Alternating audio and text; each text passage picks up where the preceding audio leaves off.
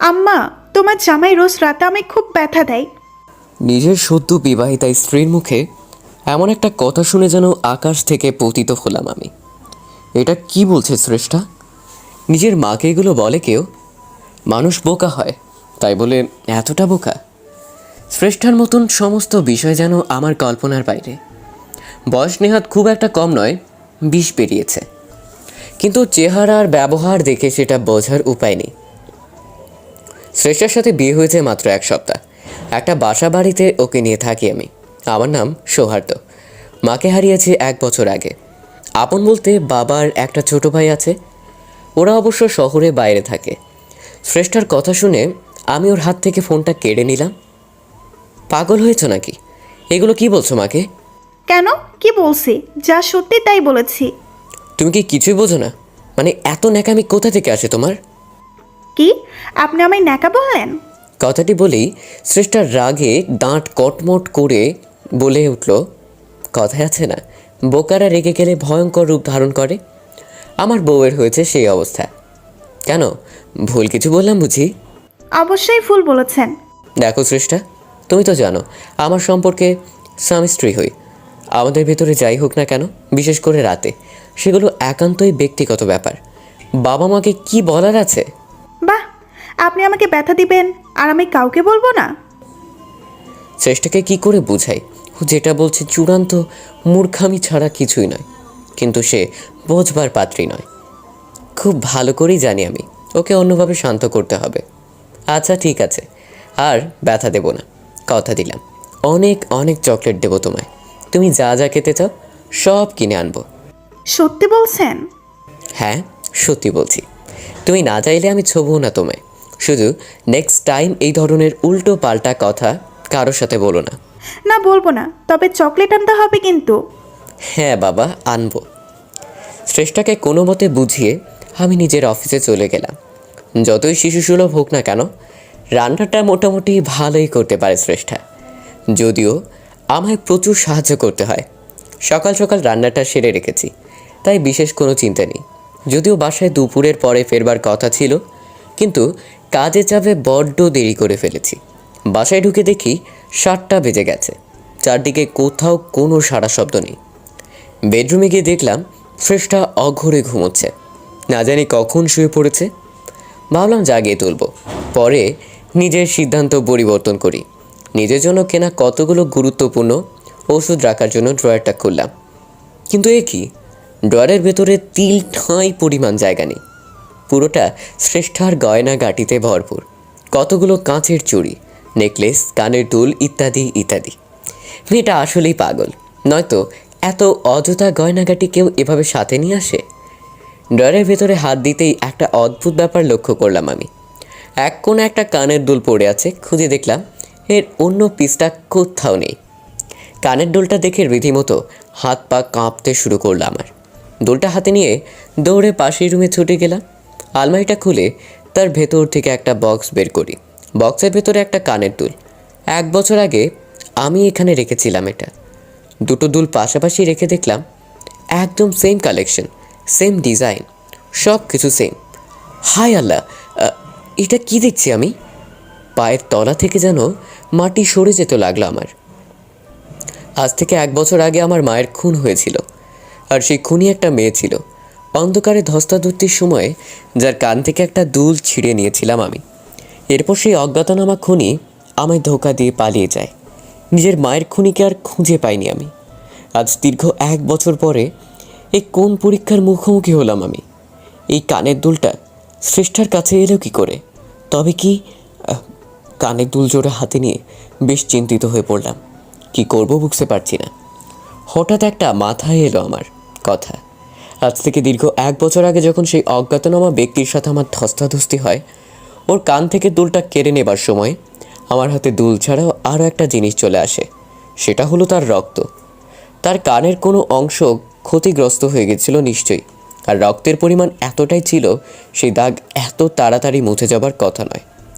শ্রেষ্ঠা যদি সেই ব্যক্তি হয়ে যায় আমি ভাবছি, তবে নিশ্চয়ই ওর কানে সেই দাগটা থাকার কথা। শ্রেষ্ঠার সাথে বিয়ে হয়েছে আমার 1 সপ্তাহ, কিন্তু সেইভাবে আমায় কখনো ওর কাছে ঘেঁষতে দিতে চায় না। তাই দাগটা থাকলেও চোখ এড়িয়ে গেছে হয়তো। না, আর সময় নষ্ট করা চলবে না। এক্ষুনি ওর কানের দাগটা পরখ করে দেখতে হবে। এই রহস্যের জট না খোলা পর্যন্ত শান্তি নেই আমার। এই ভেবে নিজের রুমের উদ্দেশ্যে পা বাড়ালাম। তার আগে কানের দুলজোড়া কাপড়ে পেঁচিয়ে যথাস্থানে রেখে দিই। বেডরুমে ঢুকে দেখি শ্রেষ্ঠা আপন মনে ঘুমের রাজ্যে বিচরণ করছে। কথায় আছে, ঘুমন্ত অবস্থায় মানুষকে দেখতে বেশি নিষ্পাপ লাগে। এই মুহূর্তে মনে হচ্ছে শ্রেষ্ঠার থেকে নিষ্পাপ মেয়ে এই পৃথিবীতে কোথাও দেখিনি আমি। ওর মুখের দিকে তাকালে একটা অন্যরকম মমত্ববোধ কাজ করে। আমি কি শুধুই সন্দেহ করছি ওর ওপর? শুধুমাত্র একটা কানের দুল কিছুতেই উপযুক্ত প্রমাণ হতে পারে না। যে স্ত্রী হিসেবে শ্রেষ্ঠার প্রতি আমার সন্দেহ আরও হয়তো অমূলক, কিন্তু আমার মনে দুশ্চিন্তা দূর না হওয়া পর্যন্ত যে শান্তি পাচ্ছি না আমি।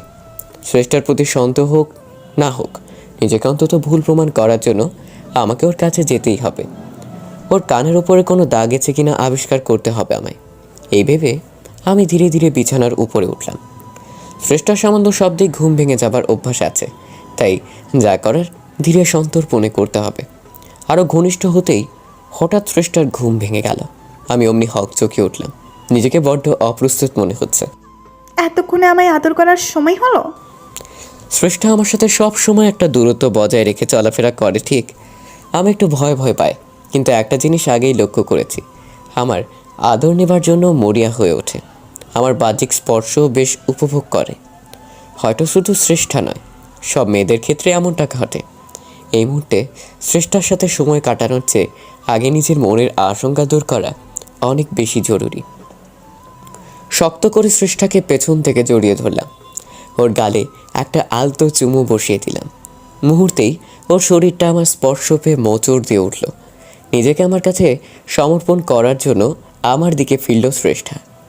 ঠিক তখন আমি সুযোগ বুঝে নিজের তীক্ষ্ণ দৃষ্টি ওর কানের ওপরে নিবদ্ধ করি। মুহূর্তেই সারা শরীর ঝাঁকুনি দিয়ে উঠল আমার। একটা প্রচণ্ড শব্দে আটকে উঠলাম আমি। চোখের সামনে শ্রেষ্ঠার কানের কাটা দাগটা জল করছে। এতদিন তো খেয়ালই করতে পারিনি এটা। শ্রেষ্ঠাকে এক ঝটকায় ছেড়ে বিছানার উপর বসে পড়লাম। সারা শরীর ঘামতে শুরু করে আমার। এ কি হলো আপনার? আপনি কি ভয় পেয়েছেন? আপনার কি শরীর খারাপ লাগছে? না, এটা হতে পারে না, এটা হতে পারে না কিছুতেই। আপনার হয়েছেটা কি? এমন কেন করছেন? কিছু হয়নি আমার। না, আপনার কিছু তো হয়েছে, এমন করছেন কেন? বললাম তো কিছু হয়নি। এক কথা বারবার কেন বলছো? আমাকে রেগে যেতে দেখে ভয় পেয়ে গেল শ্রেষ্ঠা। একদিকে আমার প্রতি উদ্বিগ্নতা, আবার আমাকে ভয় পাওয়া। অবুঝ শিশুসুলভ যার প্রত্যেকটা আচরণ, এই শ্রেষ্ঠাকে দেখে আমার আরও বেশি ভয় হতে লাগলো। আমি চোখের সামনে যে শ্রেষ্ঠাকে দেখতে পাচ্ছি, সেদিন মা খুন হওয়ার রাতে কি হয়েছিল, কিন্তু সেটা কি করে সম্ভব? শ্রেষ্ঠা কি সত্যি এমন, নাকি এটা ওর একটা মুখোশ? এতটা ছলনা, কপটতা, মিথ্যাচার কেউ কি করে করতে পারে? নিজের মনের দুশ্চিন্তা দূর করতে গিয়ে সেটাকে যেন নিজেকে অজান্তেই লক্ষ কোটি গুণে বাড়িয়ে দিয়েছে আমি। এ কোন গোলক ধাঁধায় পড়ে গেলাম আমি? কি করে বের হব এই গোলক ধাঁধা থেকে? আবার নিজেরও জানা নেই। পাশ ফিরে দেখি শ্রেষ্ঠা আবার শুয়ে ঘুমিয়ে পড়েছে। ভাবলাম একবার আব্বার কাছে ফোন দিব, কিন্তু পরে কিছু একটা ভেবে শুয়ে পড়লাম। যদিও রাতে ঘুম আসবে কিনা জানি না, ভালোই সকালটা হোক। সকালে শ্রেষ্ঠার ডাকে ঘুম ভাঙল। আমার জন্য হাত পুড়িয়ে রান্না করেছ, যদিও এখন জানি কেন ওকে আর নিজের বোন থেকে মেনে নিতে পারছি না। মাঝে মধ্যেই ভয় করে ওর দিকে তাকাতে। যাই হোক, খেয়ে দিয়ে অফিসের উদ্দেশ্যে বের হলাম। অফিসে একটা জরুরি মিটিং আছে, আজকে ফিরতে হয়তো রাত হবে। যাওয়ার আগে সেটা শ্রেষ্ঠাকে জানিয়ে গেলাম। অফিস থেকে বের হতে হতে রাত 8টা বাজলো। দুপুরে একবার মাত্র কথা হয়েছিল শ্রেষ্ঠার সাথে, আর একবার আব্বার সাথে। ড্রাইভ করে বাসার উদ্দেশ্যে রওনা দিলাম। রাস্তায় খুব একটা জ্যাম নেই আজ, তাই নির্বিঘ্নে যেতে পারছি। তাছাড়া আবহাওয়াটা খুব একটা ভালো নয়, যে কোনো সময় বৃষ্টি আসবে মনে হচ্ছে। হঠাৎ আমাকে চমকে দিয়ে একটা মহিলা আমার গাড়ির সামনে এসে পড়ল। ভাগ্যিস দেখে ফেলেছিলাম, একটু জন্য দুর্ঘটনা ঘটে যায়নি। মহিলাটা গাড়ির সামনে ঠাঁই দাঁড়িয়ে আছে, নড়ছেও না সরছেও না। হর্ন দিচ্ছি, তারপরেও কাজ হলো না। মহিলার এই অপ্রত্যাশিত আচরণে আরও মেজাজ বিগড়ে গেল আমার। গাড়ি থেকে নেমে পড়ি। হ্যাঁ ইউ, প্রবলেমটা কি শুনি? কানে শুনে পান্তা নাকি? মহিলা নিজের মুখটা একটা ওড়না দিয়ে ঢেকে রেখেছে, তাই চেহারা বোঝা যাচ্ছে না। কি আজব, শুনতে পাচ্ছে না নাকি? কোনো উত্তর আসলো না। এ তো মহা মুশকিল। আচ্ছা, কে আপনি বলুন তো, কিছু তো বলুন। ভদ্রমহিলা আবারও নির্বাক। আপনি কি আমার কথা শুনতে পাচ্ছেন না নাকি? আশ্চর্য। আমি ভদ্রমহিলার কাছে দিতেই সে যেন ভয় পেয়ে দৌড় দিল। অমনি তার ওড়নাটা মুখ থেকে খুলে যায়। মুহূর্তেই অবাক হয়ে গেলাম আমি। শুধু অবাক নয়, অনেকটাই ভরকে গেলাম। এ তো শ্রেষ্ঠা। সে কারণেই হয়তো একটু পরিচিত লাগছিল। কিন্তু শ্রেষ্ঠাই রাতের বেলা এভাবে কোথায় যাচ্ছে? এরকম সালোয়ার কামিজ পরে, তাও নিজের চেহারা লুকিয়ে। আমি শ্রেষ্ঠার দিকে ছুটে যেতেই ও দ্রুত একটা ক্যাবে উঠে পড়ল। তারপর বিপরীত দিকে, অর্থাৎ আমার অফিসের দিকে চলে যায়। চোখের সামনে কি ঘটল কিছুই বুঝতে পারছি না। শ্রেষ্ঠা এইভাবে রাতের বেলা কোথায় যাচ্ছে? আর ও আমাকে দেখে পালিয়ে গেল কেন? শ্রেষ্ঠা কোথায় গিয়েছে আমি জানি না, কিন্তু আমি আজ বাসায় গিয়ে বসে থাকবো। ফিরতে তো হবেই ওকে। তারপর দেখি কি উত্তর দেয় ও আমায়। বেশ এরকম বেকায়দায় ফেলা যাবে আজ শ্রেষ্ঠাকে। এভাবেই দ্রুত ড্রাইভ করে নিজের বাসায় পৌঁছলাম। মেইন গেট পেরিয়ে দরজার সামনে আসতেই দেখতে পাই ভেতর থেকে দরজা লক করা। নিশ্চয়ই আব্বার ছোট ভাই এসেছে গ্রাম থেকে। ওদের আজকে আসার কথা ছিল। ঈষৎ উৎসুক মনে কলিং বেল প্রেস করতে লাগলাম। একটু পরে ভেতর থেকে দরজাটা খুলতে লাগলো। দেখতে পাচ্ছি আমার সমস্ত ধারণাকে ভুল প্রমাণিত করে শ্রেষ্ঠার সামনে দাঁড়িয়ে আছে। নতুন শাড়ি আর গয়নাগাটি পরে দাঁড়িয়ে আছে ও। আমায় দেখে একটা অদ্ভুত হাসি দিল। তুমি এসে গেছো? তাড়াতাড়ি ভেতরে এসে রেডি হও। শ্রেষ্ঠাকে এই সময় বাড়িতে, তারপর এই বেশে দেখে যেন মাথায় বজ্রপাত হলো আমার। মনে হচ্ছে দাঁড়িয়ে দাঁড়িয়ে স্বপ্ন দেখছি আমি। এটা যদি শ্রেষ্ঠা হয়ে থাকে, তাহলে রাস্তায় কাকে দেখলাম আমি? শ্রেষ্ঠাকে এই সময় বাড়িতে, তার উপর এই বেশে দেখে যেন মাথায় বজ্রপাত হলো আমার। মনে হচ্ছে দাঁড়িয়ে দাঁড়িয়ে স্বপ্ন দেখছি আমি। আচ্ছা, এটা যদি শ্রেষ্ঠা হয় থাকেই, তাহলে রাস্তায় কাকে দেখলাম আমি?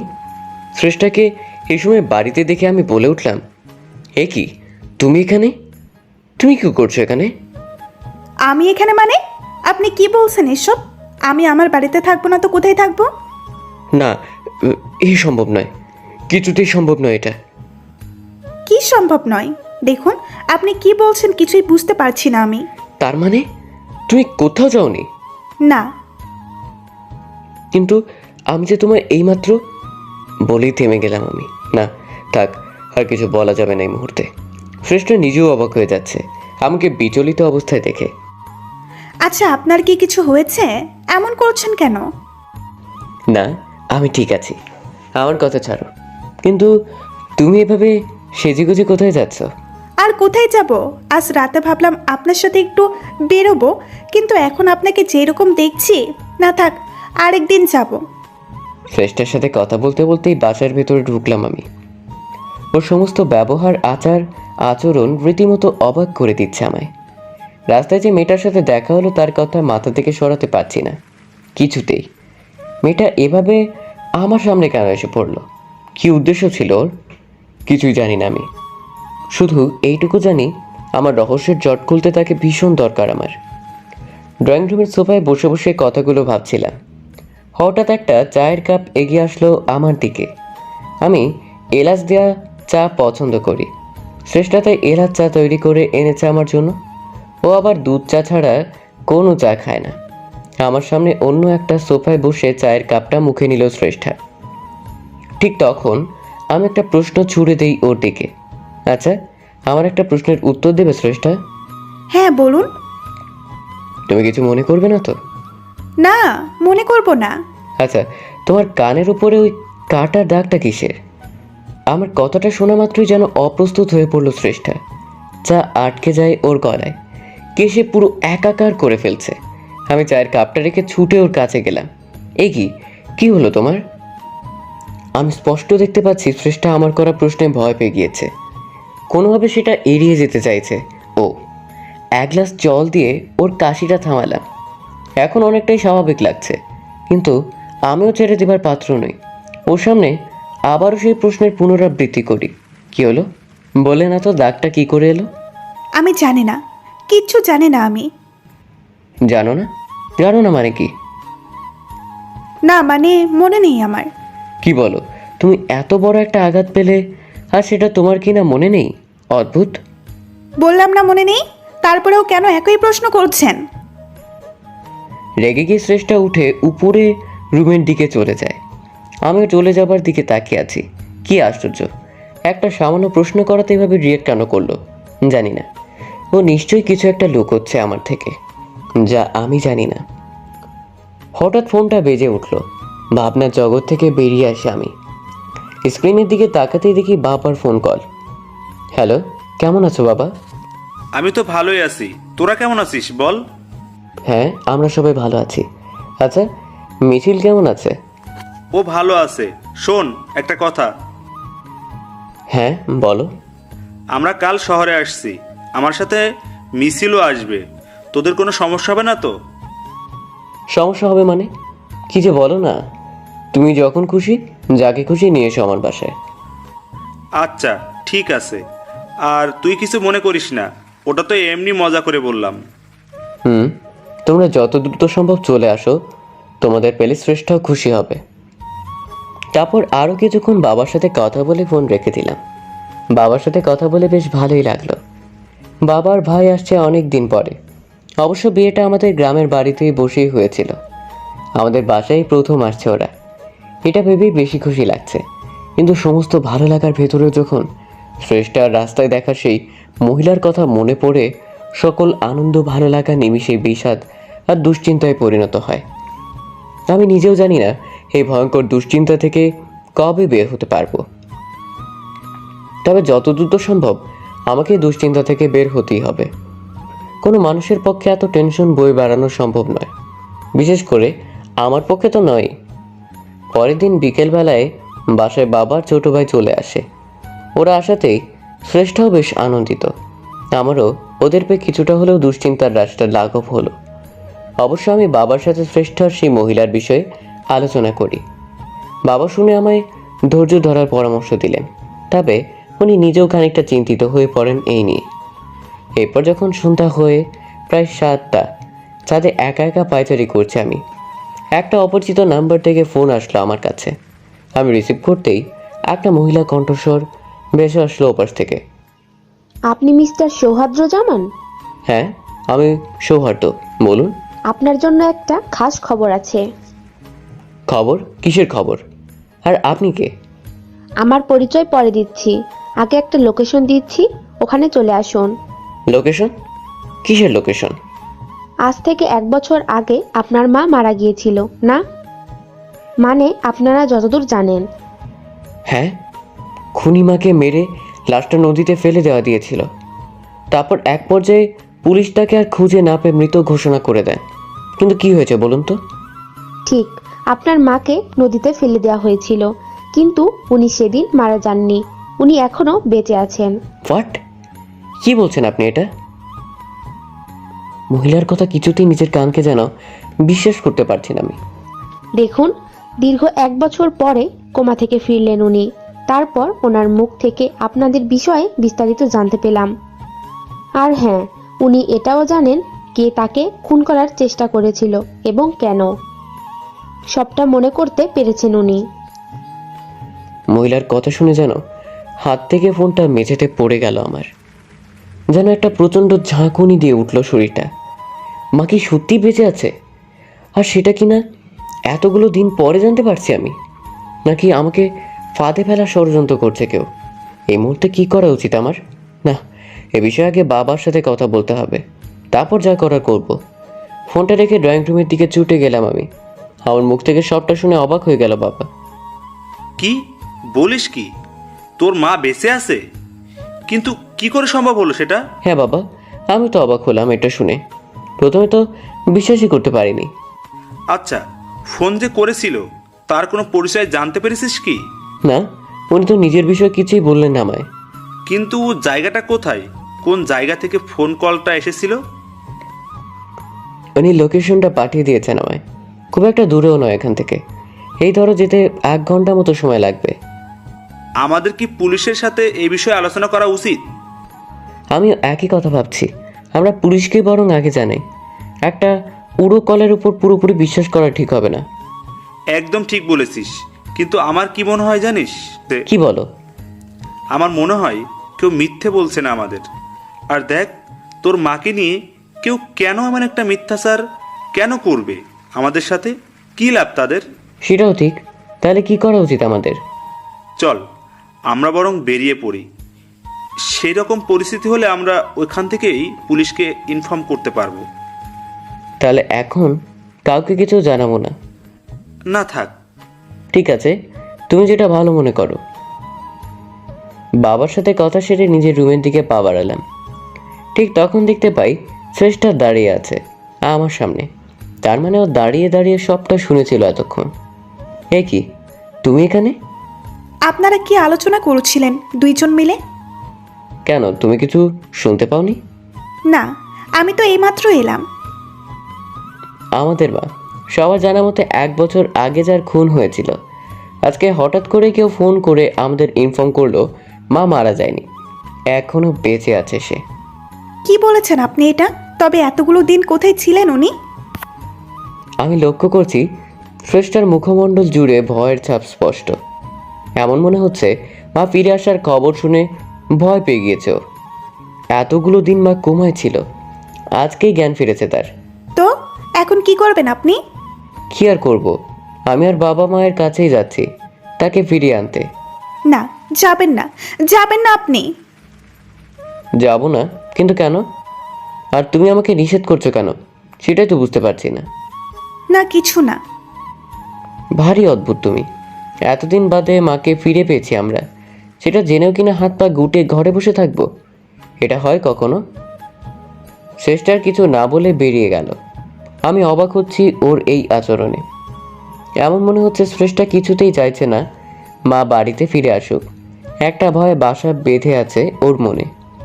মা আসাতে হয়তো রহস্যের জট অনেকটাই কমবে, আর সেদিন রাতের সেই অজ্ঞাতনামা নারীকে খুঁজে বের করতে পারবো আমি। তাই মায়ের ফিরে আসাটা যেমন আমাদের পরিবারের জন্য মঙ্গল, ততটা আমার জন্য। নয়তো এভাবে মনের ভেতরে একটা সন্দেহর বীজ বপন করে শ্রেষ্ঠার সাথে সংসার করাটা অসম্ভব হয়ে পড়বে আমার জন্য। রাত 8টার দিকে আমি আর বাবা বেরিয়ে পড়লাম।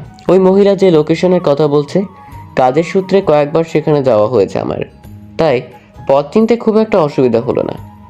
রাস্তায় জ্যাম থাকার কারণে আমাদের গন্তব্য পৌঁছতে একটু দেরি হলো। এই তো এই জায়গাটা, এখান থেকে ভেতরে যেতে হবে আমাদের। আচ্ছা, একটা কাজ কর, তুই ভিতরে গিয়ে আমাকে ফোন করে কনফার্ম কর। যদি উল্টোপাল্টা কিছু দেখিস তবেই জানাবি, আমি পুলিশে কনফার্ম করব। কিন্তু বাবা, আমরা তো এখনো জানাতে পারিনি পুলিশকে। দেখ সৌহার্দ্য, তোর মা এতদিন পরে সুস্থ হয়ে ফিরেছে। আমি চাই না পুলিশ তাকে নিয়ে টানাটানি শুরু করুক, সেটা ওর জন্য ভালো হবে না। আচ্ছা, বুঝতে পেরেছি। আমি তাহলে ভেতরেই যাচ্ছি।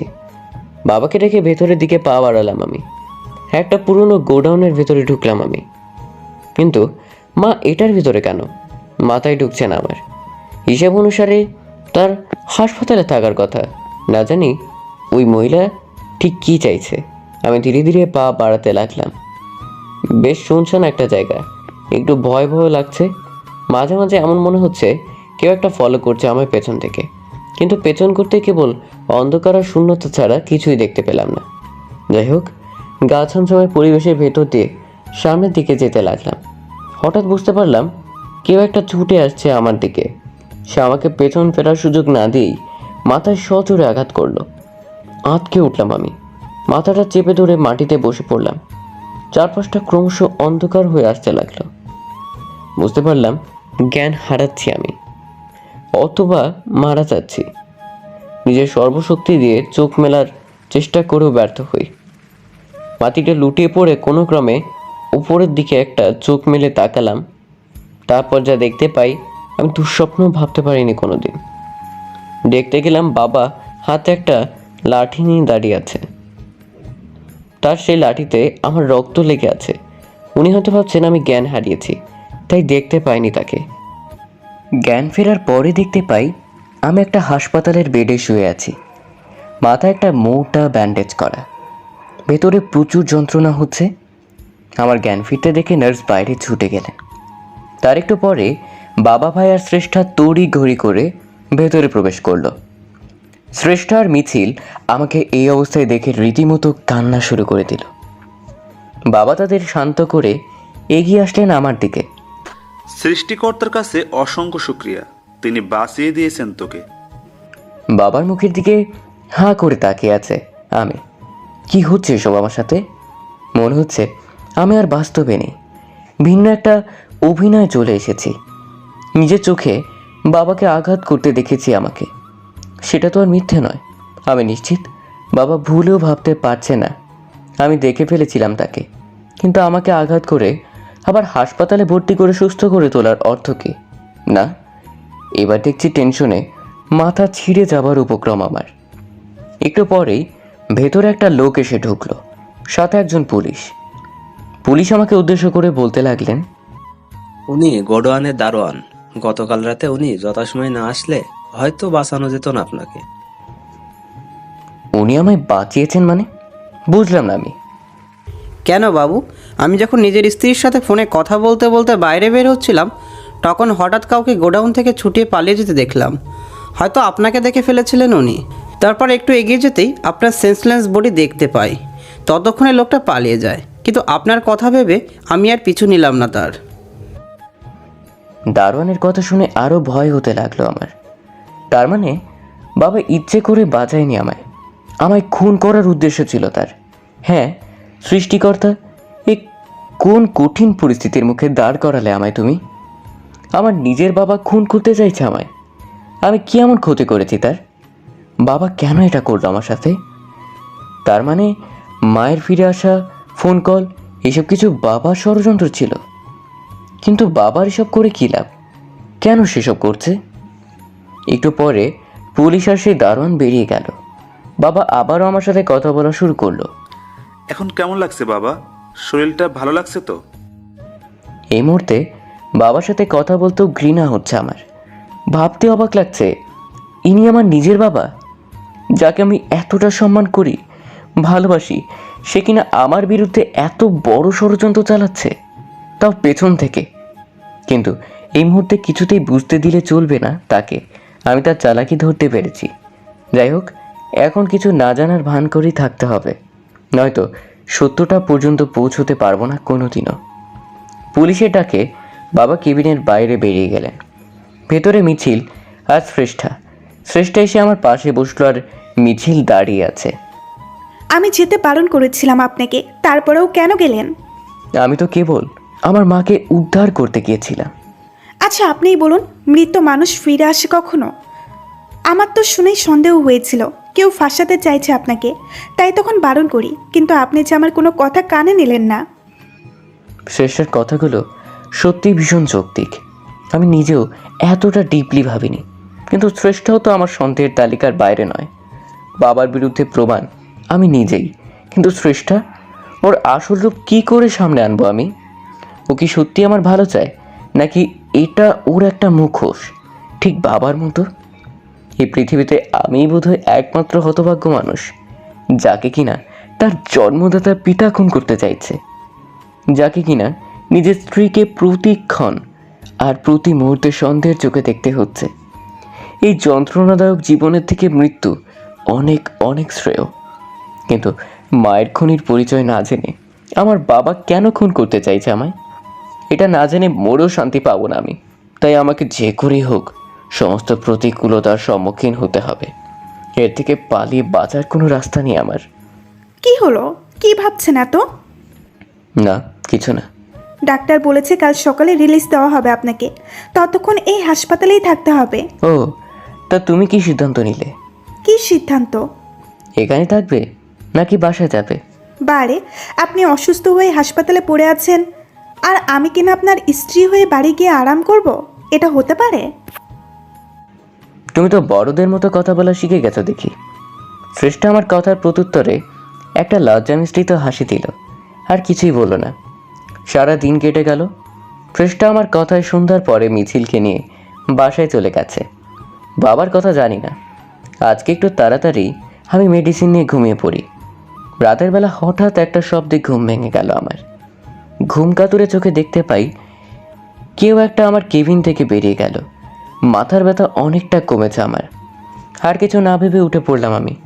তারপর তার পিছু নেই। একটা মেয়ে বোঝাই যাচ্ছে, পুরো সেদিনের রাস্তায় দেখা সেই মেয়েটার মতো বেশভূষা, যাকে দেখতে কিনা হুবহু শ্রেষ্ঠার মতো। এমনকি আমি এটাও জানি না ওটাই শ্রেষ্ঠা কিনা। যাই হোক না কেন, আজ আর ওকে ছেড়ে দিলে চলবে না। এত রাতে লুকিয়ে লুকিয়ে আমার কাছে কি এমন কাজ ওর, সেটা ওর মুখ থেকে বের করতে হবে। তাছাড়া ওকে ধরতে পারলে ওই শ্রেষ্ঠা কিনা সেটাও জানতে পারবো আমি। মেয়েটা আমার থেকে মাত্র কয়েক গজ দূরে। হাসপাতালে পিন পতন নীরবতা বিরাজ করছে, আর আমি সমস্ত নীরবতা ভেঙে অজ্ঞাতনামা মেয়েটার পিছু নিলাম। এক পর্যায়ে হাসপাতালের বাইরে বেরিয়ে পড়ে সে। তারপর রাস্তা ধরে এগিয়ে যায়। আমিও আপ্রাণ চেষ্টা করছি তাকে পাকড়াও করবার। তাড়াহুড়োতে ঘড়ি দেখা হয়নি, তবে রাত 1:30 কি 2টো বেজেছে এইটুকু আন্দাজ করতে পারছি। লোকজন তো দূর রাস্তায় কোনো প্রকার যানবাহন পর্যন্ত চোখে পড়ছে না। চারদিকে কেবল শূন্যতা আর শূন্যতা। মেয়েটা ছুটতে ছুটতে এক পর্যায়ে হোঁচট খেয়ে পড়ল। সৃষ্টিকর্তা যেন আজ একটু বেশি সহায় আমার। তা না হলে এর থেকে বড় সুযোগ আর কি হতে পারে। সর্বশক্তি দিয়ে ছুটে যাই আমি। সে উঠে পা বাড়াতে না বাড়াতে হাতটা খপ করে ধরে ফেললাম আমি। তারপর ওর মুখ থেকে ওড়নার পর্দাটা সরিয়ে নিলাম। যা অনুমান করেছিলাম তাই। রাস্তায় দেখাও সেই মেয়েটা। নিজের সামনে যেন সৃষ্টাকেই দেখেছি আমি। মেয়েটা নিজেকে ছাড়িয়ে পালিয়ে যেতে চাইছে, কিন্তু আমার হাত থেকে নিজেকে মুক্ত করা যে এত সহজ নয় তার জন্য। কোথায় পালাচ্ছ? তোমার সব খেলা শেষ, ধরে ফেলেছি তোমায় আমি। তাকে উদ্দেশ্য করে বলে উঠলাম আমি। ছাড়ুন আমায় বলছি, ভালো হচ্ছে না একদম। ভালো হচ্ছে না মানে? রাতের বেলা একটা অপরিচিত মানুষের কাছে লুকিয়ে লুকিয়ে যাওয়াটা কি খুব কাজ মনে হয় তোমার কাছে? আমায় ছেড়ে দিন, দয়া করে ছাড়ুন আমায়। ছাড়বো না। আজ তো কিছুতেই ছাড়ছি না তোমায়। সেদিন তো পালিয়ে বেঁচেছিলে, আজ কে বাঁচাবে তোমায়? আপনার কোনো ধারণাও নেই আমার সম্পর্কে। জানেন কি করতে পারি আমি? কে তুমি? কেন আমার সাথে লুকোচুরি খেলা খেলছো? কি চাও তুমি? জানতে চান কি চাই আমি? হ্যাঁ, জানতে চাই। আর জানতে চাই বলেই ছুটে এলাম আমি। ঠিক আছে, আমি বলবো, তার আগে হাতটা ছাড়ুন। আর তুমি ছুটে পালাও, তাই না? তোমার বুদ্ধির জবাব নেই সত্যি। না, আমি পালাবো না। যদি জানার এতই ইচ্ছা থাকে একবার হাতটা ছেড়ে দেখুন। একদম চালাকি করার চেষ্টা করো না। না, করবো না চালাকি। অগত্যা মেয়েটার হাতটা ছেড়ে দিলাম আমি। এমনিতেই আমার আওতার ভেতরে আছে সে, তাই পালাতে চাইলেও এত সহজে পালাতে পারবে না সে। মেয়েটা তার বুকের ভেতরে হাতটা ঢুকিয়ে দিল। কিছু একটা বের করতে চাইছে মনে হচ্ছে। হেই, তুমি এটা কি করছো? কি বের করছো এটা? ভয় পাবেন না, প্রমাণ বের করছি। আপনি জানতে চেয়েছিলেন না আমি কে? এই বলেই মেয়েটা আমাকে অবাক করে দিয়ে ওর বুকের ভেতর থেকে একটা পিস্তল বের করে। আমি যেন পুরো বোকা বনে গেলাম তার সামনে। না, তুমি এটা করতে পারো না। এভাবে ধোঁকা দিলে আমায় তুমি। ছি, আমি বিশ্বাস করেছিলাম তোমায়। চুপ থাকো, একদম চুপ থাকো। তোমার মুখে বিশ্বাস আর অবিশ্বাসের কথা মানায় না। আর ভেবো না আমি ছেড়ে দেব তোমায়। এক এক করে সব কিছু শোধ তুলবো। মেয়েটা কি বলছে এসব? আমার উপর এত কি রাগর? আর কিসের শোধ তোলার কথা বলছে ও? আমার মাথায় ঢুকছে না কিছুই। তুমি কি বলছো এসব? যা বলছো ভেবে বলছো তো? আমি তোমায় চিনি না, জানি না। কিসের শোধ তুলতে চাইছো তুমি আমার উপরে? নাকি তুমি আমার পরিচিত কেউ? আচ্ছা, তুমি শ্রেষ্ঠ নাও তো? প্রশ্নগুলো শেষ করতে না করতেই আমাদের পাশ দিয়ে একটা ট্যাক্সি এসে দাঁড়ালো। মেয়েটা আমার দিকে পিস্তলটা টাক করে রেখেই গাড়িতে গিয়ে উঠল। ভারী শিয়ানা মেয়ে সে। আমি তার পিছু করেছি এটা খেয়াল করে পালানোর বন্দোবস্ত ভালোভাবেই করে ফেলেছিল। এভাবে আমাকে মৃত্যুর সামনে দাঁড় করিয়ে এক পর্যায়ে পালিয়ে যায় মেয়েটা।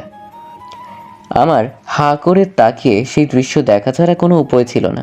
তবে যাই হোক না কেন, এই মেয়েটা কিছুতেই শ্রেষ্ঠা হতে পারে না, এটা আমি নিশ্চিত। শ্রেষ্ঠা এতটা ধুরন্ধর প্রকৃতির কখনোই নয়। তাছাড়া চেহারায় মিল থাকলেও দুজনের আচার ব্যবহার আকাশ পাতাল ব্যবধান। পরক্ষণে বাবার কথা মাথায় আসে আমার। আমি তো ছোটবেলা থেকেই তাকে একজন ফেরেশতার চোখে দেখে এসেছি। সেই মানুষটা যদি আমার সাথে এমন একটা জঘন্য কাজ করতে পারে, তার ভেতরে যদি এমন একটা পশু সত্তা লুকিয়ে থাকতে পারে, তবে শ্রেষ্ঠার ভিতরে কেন নয় আমি জানি না, এই মেয়েটা শ্রেষ্ঠা নাকি অন্য কেউ। তবে সে যেই হোক না কেন, বাবার সাথে তার নিশ্চয়ই কোনো যোগাযোগ আছে, এটা অনেকটা নিশ্চিত আমি।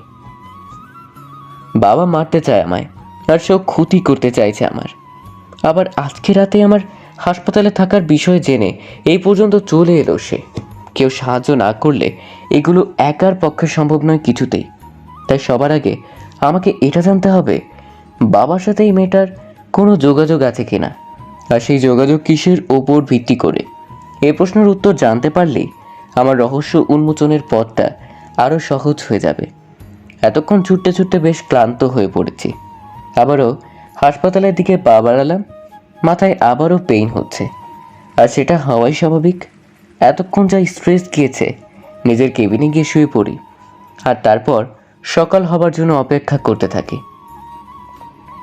সকালবেলা শ্রেষ্ঠা, মিছিল আর বাবা সবাই এলো হাসপাতালে। আমাকে রিলিজ করা হবে আজকে। আমার সুস্থ হয়ে উঠতে দেখে সবাই বেশ আনন্দিত, বাবাও আনন্দিত। তবে আমি ভালো করে জানি তার এই আনন্দের পেছনে লুকিয়ে আছে এক রাশ ব্যর্থতার হতাশা, সুযোগ পেয়েও নিজের সন্তানকে খুন করতে না পারার হতাশা।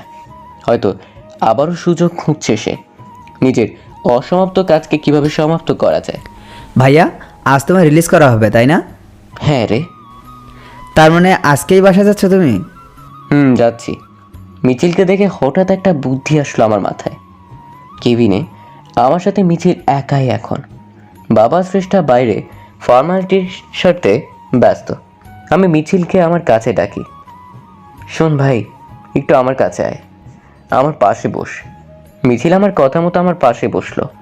আমি জড়িয়ে ধরলাম ওকে, তারপর আরও অধিক ঘনিষ্ঠ হলাম ওর। দেখ, তোকে একটা প্রশ্ন করি, কাউকে আবার বলবি না কিন্তু। কি প্রশ্ন ভাইয়া? কাল রাতে কার সাথে ঘুমিয়েছিলি তুই? তোর ভাবির সাথে, নাকি বাবার সাথে, নাকি একাই? বাবার সাথে ঘুমিয়েছে। কিন্তু তুমি জানো ভাইয়া, কিন্তু কি বল? আমার খুব ভয় করছিল রাতে। ভয় করছিল? কিন্তু কেন? বাবা তো ছিল তোর সাথে। ছিল না মানে? কি বলছিস তুই? এ তো কেঁচো ঘুরতে যেন সাপ বেরিয়ে আসছে ধীরে ধীরে, মনে মনে বললাম। তুমি তো জানো, মাঝে মাঝে রাতে ঘুম ভেঙে যায় আমার।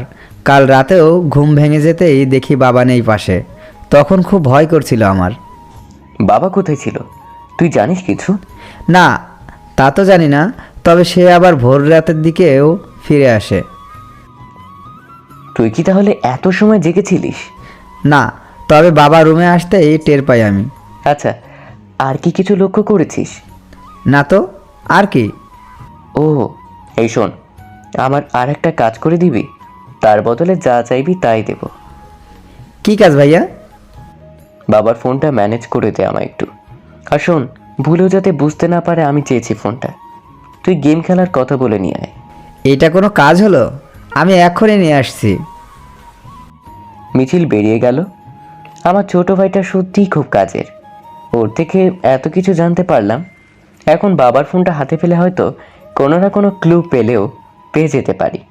তাছাড়া একবার ট্রাই করতে তো দেখাই উচিত, কারণ বর্তমানে ফোনটাই একমাত্র মানুষের যোগাযোগের মাধ্যম।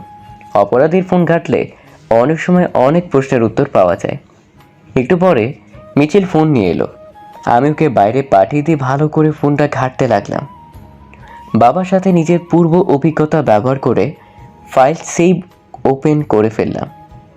ভেতরে অনেকগুলো ফোল্ডার দেখা যাচ্ছে। হন্যে হয়ে সব কিছু খুঁজতে লাগলাম, কারণ আমি ভালো করে জানি কিছু থাকার হলে এখানেই আছে। খুঁজতে খুঁজতে একটা ছবির দিকে চোখ আটকে গেল আমার। বাবার ফোনে শ্রেষ্ঠার একটা ছবি, তবে ছবিটা ঠিক শ্রেষ্ঠার নয়। মেয়েটার বেশভূষা সম্পূর্ণ সেই মেয়েটার মতো যার সাথে গতকাল রাতে দেখা হয়েছিল আমার। তার মানে আমি যা অনুমান করেছিলাম তাই, বাবার যোগাযোগ আছে ওর সাথে। মাথাটা বন বন করে ঘুরতে লাগলো আমার। না, যা অনুমান করেছিলাম তাই সত্যি হলো। বাবার সাথে যোগাযোগ আছে মেয়েটার, তা না হলে তার গ্যালারিতে ওর ছবি থাকা কিছুতেই সম্ভব নয়।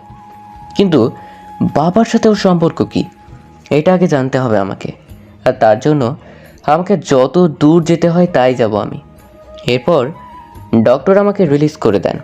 সবাইকে নিয়ে নিজের বাসায় ফিরে এলাম আমি। ডাক্তার কিছুদিন রেস্ট নিতে পরামর্শ দিয়েছেন আমায়, তাই কয়েকদিনের জন্য অফিসের ছুটি নিয়েছি। ড্রয়িং রুমে বসে বসে মিছিলের সাথে টিভি দেখছি। হঠাৎ একটা বোল এগিয়ে আসলো আমার দিকে। এই যে আপনার জন্য চিকেন স্যুপ। Chicken soup? তুমি তৈরি করেছো এটা? আমি আশ্চর্য হয়ে প্রশ্ন করি। হ্যাঁ, আমি তৈরি করেছি। কেন, কি হয়েছে তাতে?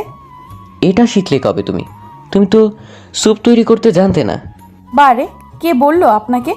অদ্ভুত ব্যাপার, বিয়ের আগে শ্রেষ্ঠা আমায় নিজেই বলেছে ও স্যুপ তৈরি করতে পারে না। এই কয়েকদিনের ভেতরে ভুলে গেল কিভাবে? কি হলো, কি চিন্তা করছেন? তুমি আমায় বলেছিলে একবার, মনে আছে, তুমি স্যুপ তৈরি করতে পারো না। বিয়ের আগে তোমার বাসায় যখন গিয়েছিলাম আমি, তখন বলেছিলে, মনে আছে তো? আমি আর আপনি কবে গেলেন বাসায়? কি বলছেন এসব? এই পর্যন্ত বলেই থেমে গেল শ্রেষ্ঠা। এমন মনে হচ্ছে কথাটা ভুল করে মুখ থেকে বেরিয়ে গেছে ওর, তাই নিজেকে গুটিয়ে নিল সে। কি হলো, থেমে গেলে কেন? না, কিছু না। তুমি এত তাড়াতাড়ি এত কিছু ভুলে গেলে কি করে? অদ্ভুত তো।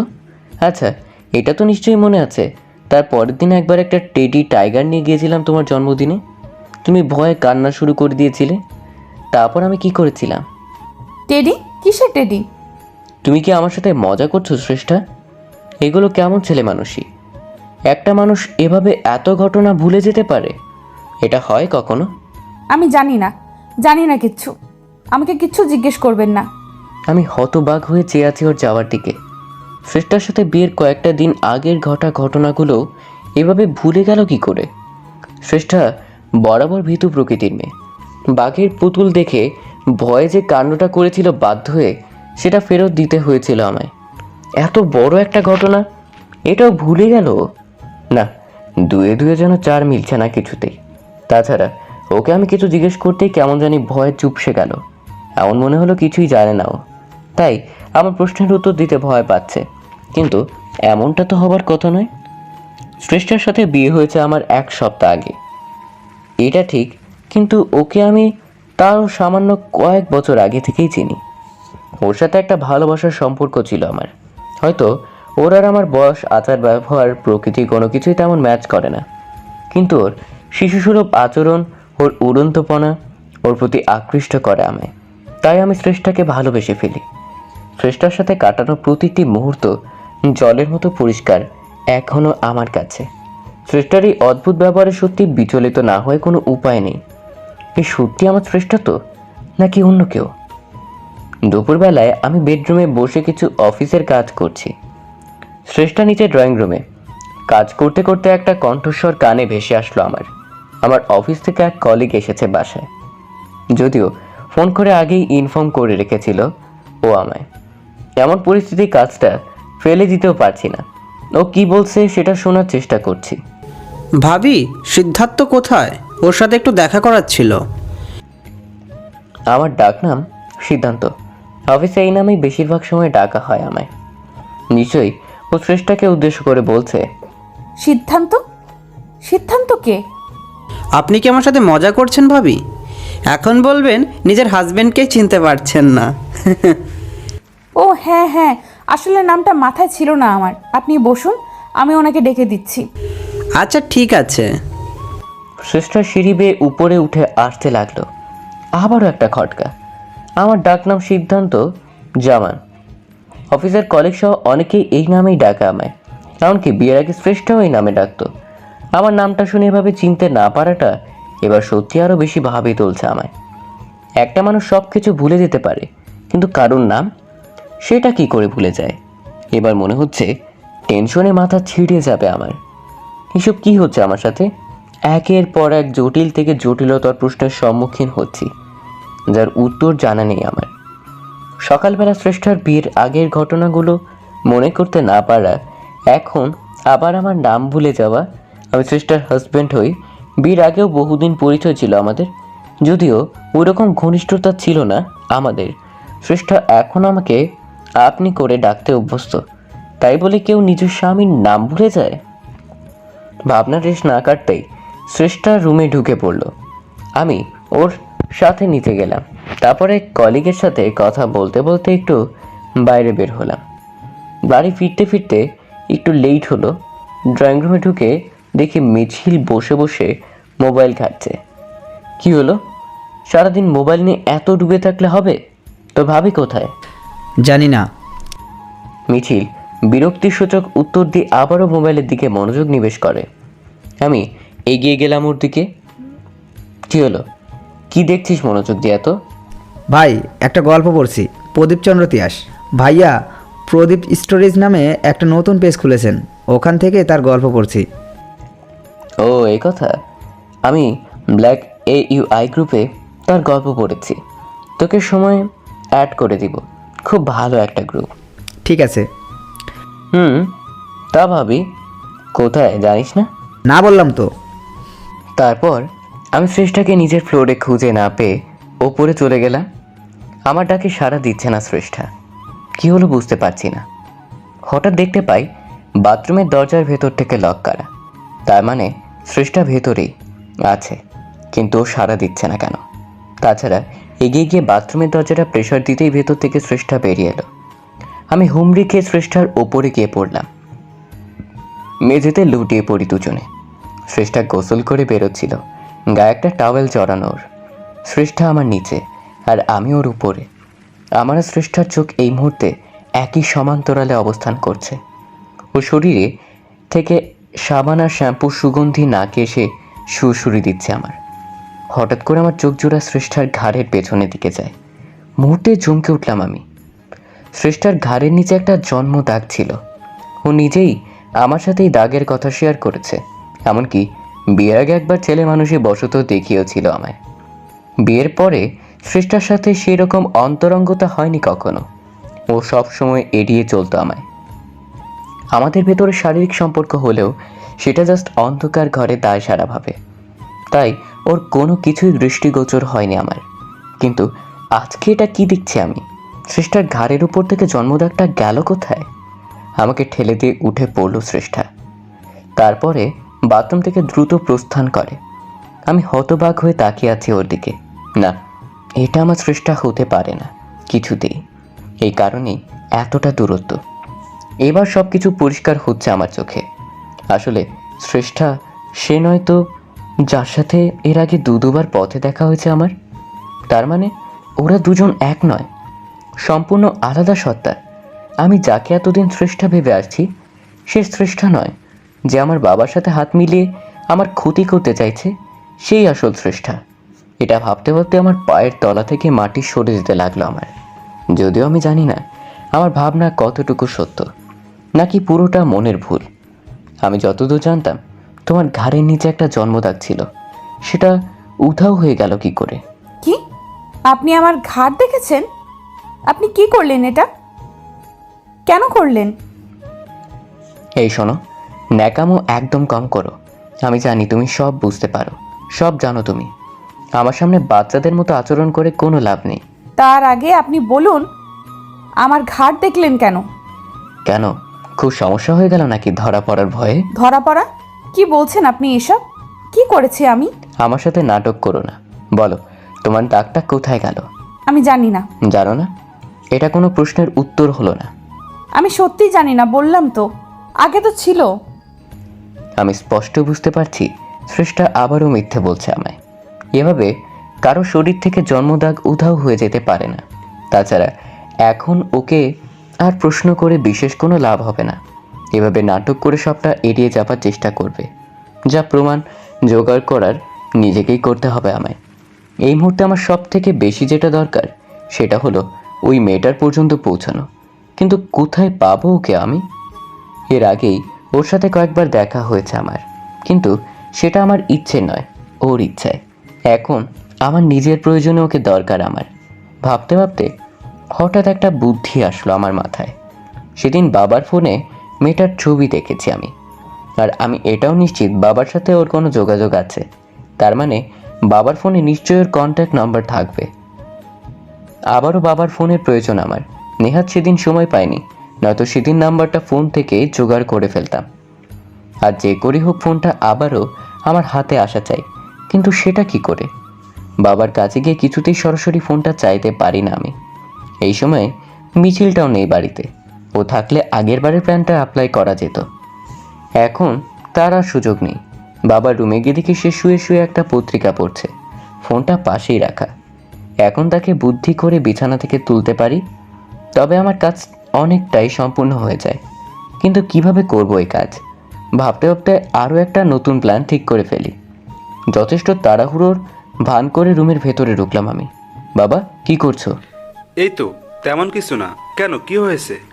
আমার সাথে একটু বাইরে বেরোতে পারবে? এই দুপুরবেলা কোথায় যাবি? একটু বের হব, কাজ আছে। তুমি রেডি হও। কিন্তু কি কাজ?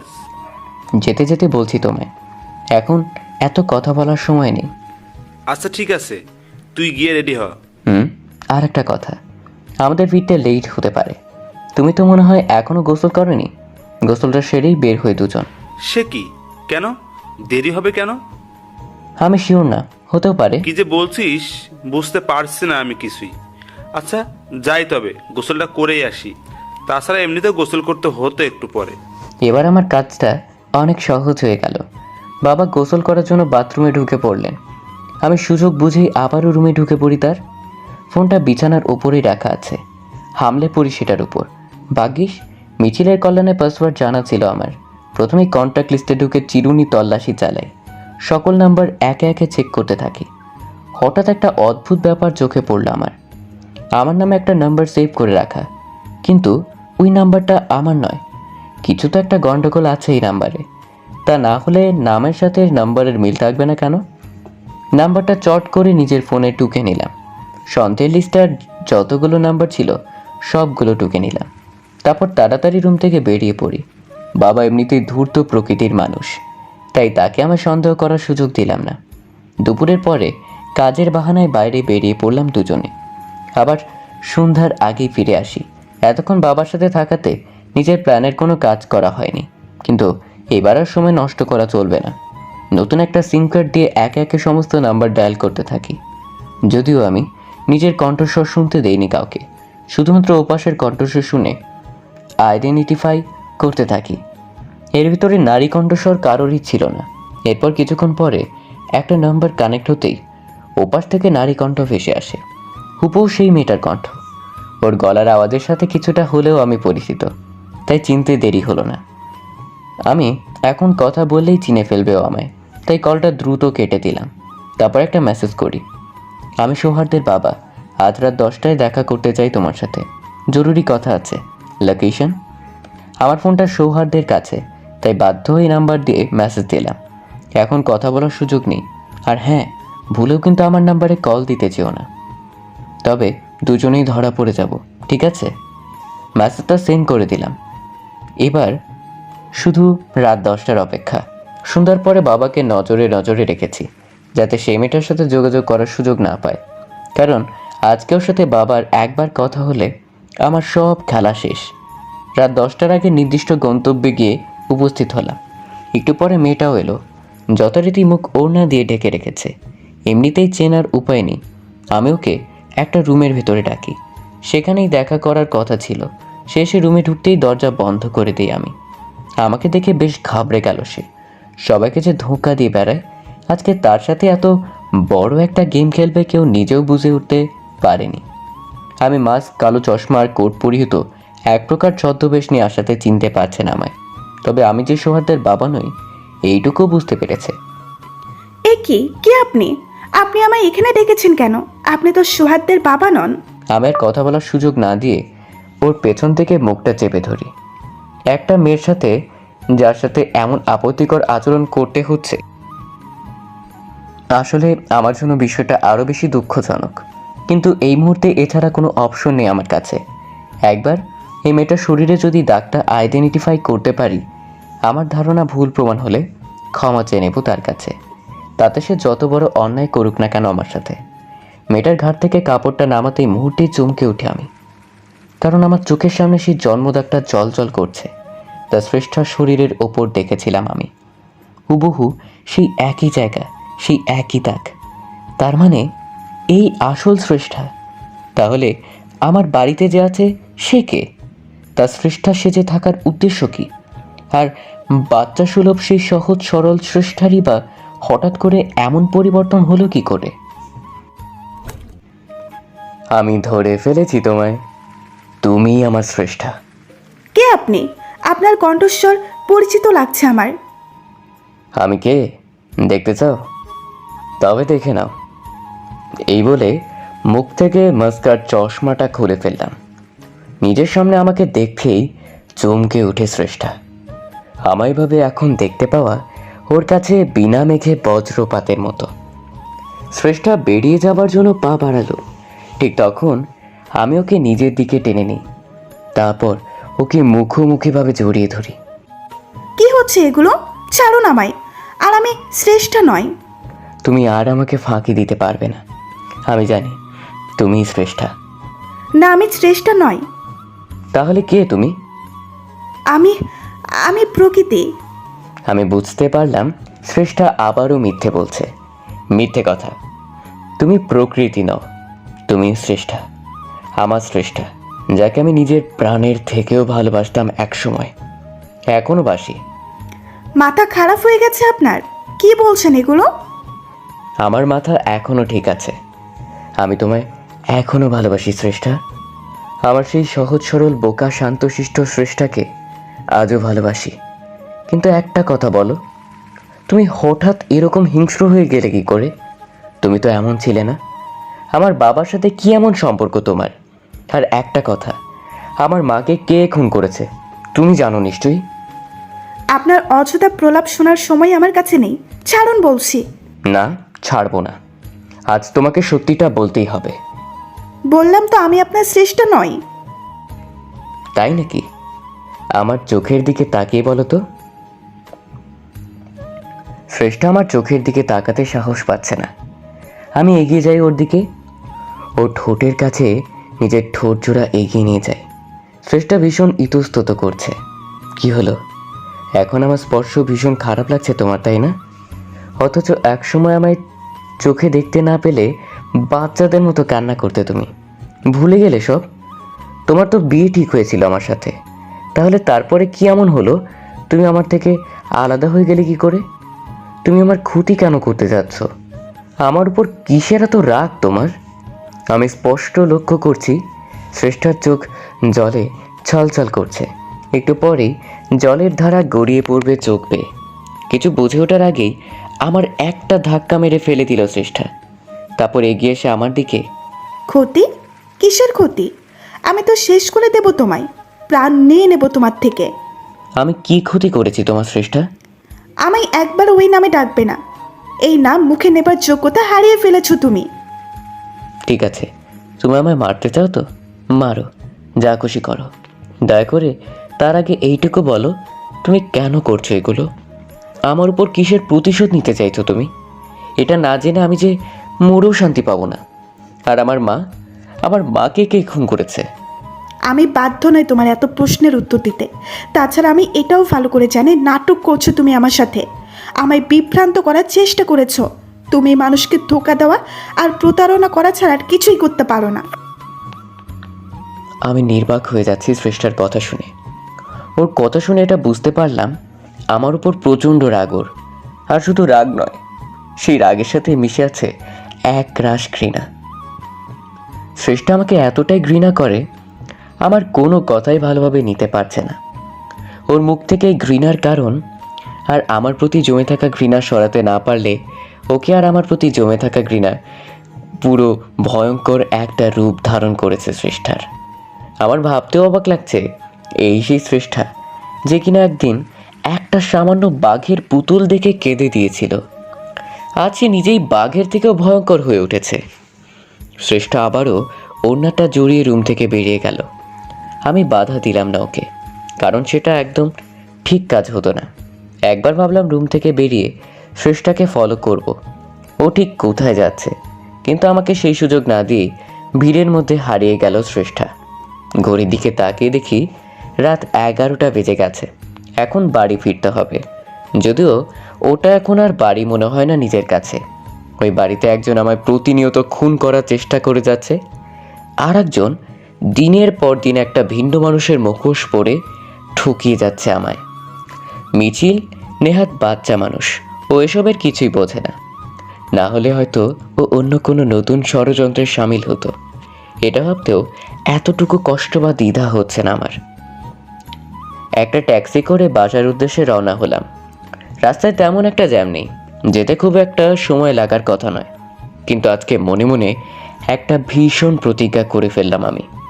আর সেটা হলো, যে করেই হোক নকল সৃষ্টার আসল পরিচয় খুঁজে বের করতে হবে, আর সেটা ওর মুখ থেকেই। ও এমনিতে স্বীকার করতে চাইবে না আমি জানি, কিন্তু এমন কিছু করতে হবে যাতে ও নিজের খোলস ছেড়ে বেরিয়ে আসতে বাধ্য হয়। প্রয়োজন পড়লে জোর করতে হবে ওকে, বল প্রয়োগ করতে হবে। আমার আসল উদ্দেশ্য ওর মুখ থেকে সত্যটা স্বীকার করানো। পরের দিন সকালবেলা আমার স্ত্রী অর্থাৎ নকল সৃষ্টা ব্যালকনিতে বসে আছে। আমি পেছন থেকে লক্ষ্য করছি তাকে।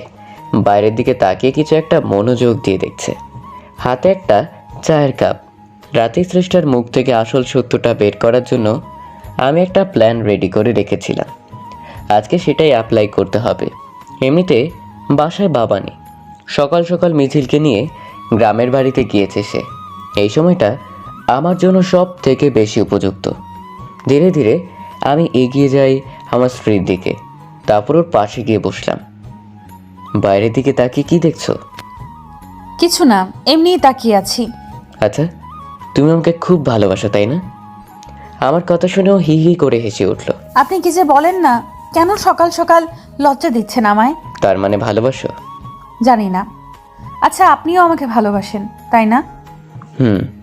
আমিও তোমাকে অনেক অনেক ভালোবাসি। আর দেখো তোমায় ভালোবেসে কি করেছি আজ আমি। কি করেছেন? এই যে দেখো, ব্ল্যাক কফি তোমার জন্য তৈরি করে আনলাম। তুমি তো পছন্দ করো এটা। হ্যাঁ, খুব পছন্দ করি, কিন্তু আপনি এটা কখন বানালেন? এই তো একটু আগে। চলো এটা দুজনে শেয়ার করে খাই। আগে তুমি এক চুমুক নাও, তারপর আমি। শ্রেষ্ঠার হাতে কফির কাপটা দিলাম। ও একটা চুমুক দিয়ে কিছুটা কফি নিয়ে নিল, তারপর আমার দিকে কাপটা এগিয়ে দেয়। আমি বললাম, আচ্ছা একটা কাজ করি, তুমি অর্ধেকটা নাও, বাকি অর্ধেকটা আমার। তাছাড়া ব্ল্যাক কফি তো তোমার প্রিয়, আমার নয়। ঠিক আছে, তবে কিন্তু আপনাকেও খেতে হবে। আচ্ছা।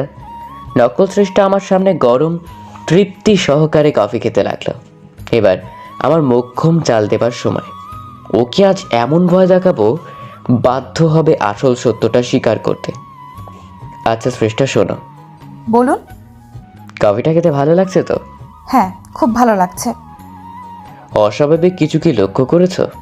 না তো, কি? কফিটা কি একটু অন্যরকম লাগছে না খেতে? উফ, কি যে বলেন না আপনি। কেমন লাগবে আর খেতে? বিষের গন্ধ পাচ্ছ কোথাও? বিষ? কিসের বিষ? কি বলছেন আপনি? আমি ওর কাছে গিয়ে ফিস ফিস করে বললাম, কেন কফির ভিতরে বিষের গন্ধ পাচ্ছ না তুমি? আমি যে বিষ মিশিয়ে দিয়েছি এই কফিতে। আমার কথা শুনে ও হাত থেকে কফির কাপটা ফেলে দিল। ভয় যেন চোখ জোড়া বড় হয়ে যেতে লাগলো। কি হলো, ভয় পেয়ে গেলে নাকি? আপনি সত্যি বিষ মিশিয়েছেন কফিতে? সেটা তো তুমিই ভালো বুঝতে পারবে। তুমি কফি টেস্ট করেছো, আমি তো করিনি। আপনি মজা করছেন আমার সাথে তাই না? কি জান, হয়তো মজা করছি, হয়তো বা না। আমি লক্ষ্য করলাম ভয় নকল সৃষ্টার প্রাণ ওষ্ঠাগত। ভীষণ হাসি পাচ্ছে ওর এই দুরবস্থা দেখে। আহ, আমার গলাটা জ্বলে পড়ে যাচ্ছে, শ্বাস নিতে পারছি না কেন আমি।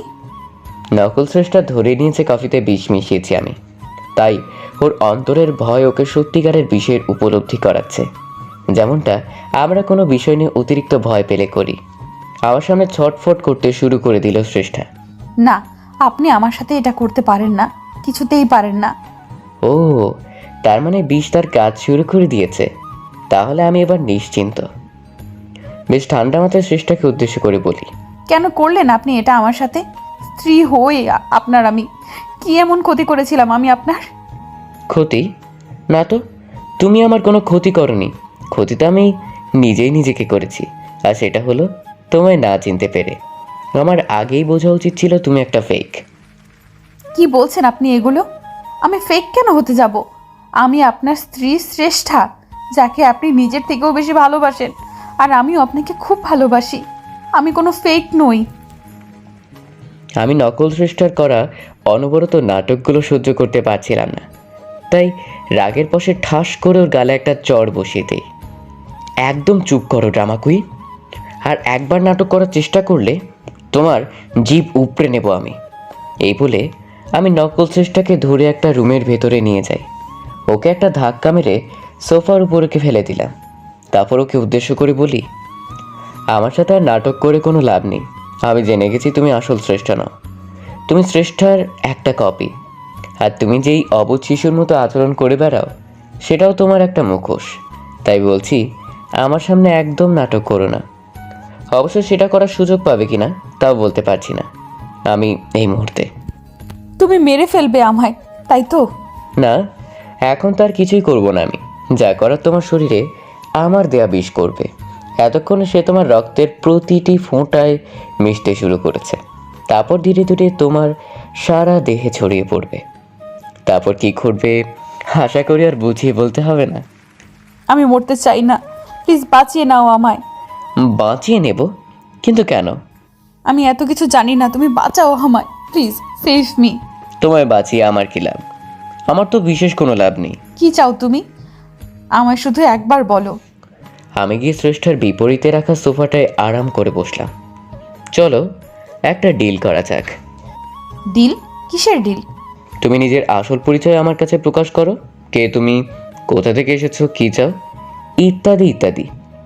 এই সমস্ত কিছু খুলে বলো আমায়। তবেই এই বাড়িতে একটা অ্যাম্বুলেন্স আসবে, আর সেই অ্যাম্বুলেন্সে চেপে তুমি হাসপাতাল যাবার সুযোগ পাবে। আর যদি আমার শর্ত না মানো, নিজেকে এই ঘরে মরতে দেখার জন্য প্রস্তুত হও। তুমি আমার সাথে এত বড় চালাকি করলে? কেন, চালাকি কি তুমি একাই করতে পারো ভেবেছো? ধোকা তুমি একাই দিতে পারো?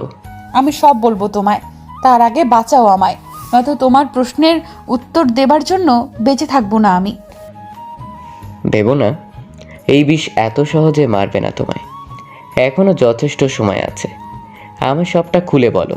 তোমার জীবন রক্ষা করার দায়িত্ব আমার। আর যদি না বলো, তোমাকে মারার দায়িত্বটাও কিন্তু আমার। আমি রাজি, বলো কি জানতে চাও।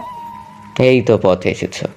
সবার আগে নিজের মুখে স্বীকার করো তুমি শ্রেষ্ঠা নও। যার সাথে বিয়ে ঠিক হয়েছিল আমার, সে তুমি নও। হ্যাঁ, আমি শ্রেষ্ঠা নই।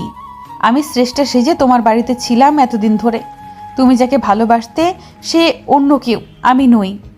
এইমাত্র আমার স্ত্রীর মুখ থেকে যে কথাগুলো বের হলো, এই উত্তর যদিও আমার অনেক আগে থেকেই জানা, তারপরও মুখে শুনে কেমন যেন একটা ধাক্কা খেলাম। বুকের ভেতরটা মোচড় দিয়ে উঠল। জানি না কেন হচ্ছে এমনটা।